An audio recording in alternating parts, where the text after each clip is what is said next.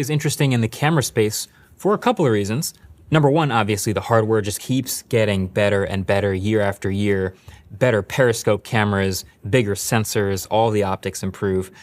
But also, this year especially, we've just seen a ton of AI stuff. Everyone is expected to have some AI, especially in their cameras, whether it's AI scene recognition, or AI portrait mode, or AI background object removal, whatever it is. There's gotta be AI in just about every camera. So in that way, I can definitely say that my criteria for best camera has moved around a bit, and this feels like one of the most competitive years ever for cameras. You know, the Pixel, we didn't do the blind camera test this year, but I suspect it would have done really well again. They still have that look to them. And the Galaxy S24 Ultra is just consistently so good at photos and videos for Android phones every year. But one really stood out to me this year.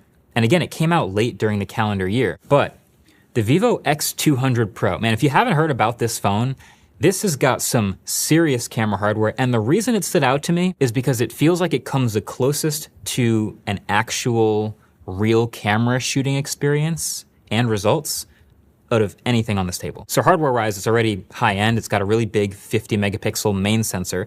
It also has a large 50 megapixel ultra-wide, and it has a 200 megapixel sensor behind that periscope zoom lens as well. The shots that come from it have this great natural depth of field as well. The camera app is quick and full of options, and the super high resolution on that telephoto lens means that it can go from the 3.7x optical way in and still maintain sharpness even without doing the S24 Ultra's dual telephoto thing. Plus, I had a lot of fun playing with the portrait lens looks built in, which can shape and stylize the bokeh in a way that's really convincing, even if the subject cutouts aren't perfect. But it didn't win my award this year.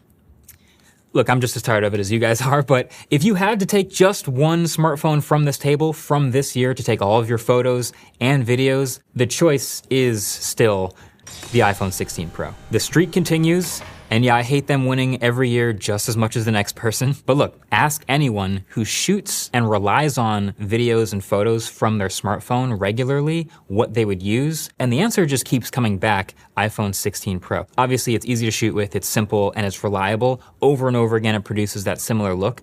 And they added a lot of specific features this year to dialing in that look. So you have all these new manual controls, you have all these formats that you can shoot in, and the video is consistently unparalleled from the 4K 30 and the autofocus to the super stabilized video, to the super slow-mo video. I honestly want another smartphone to come along and knock it off its post, and I think we're closer than ever to that.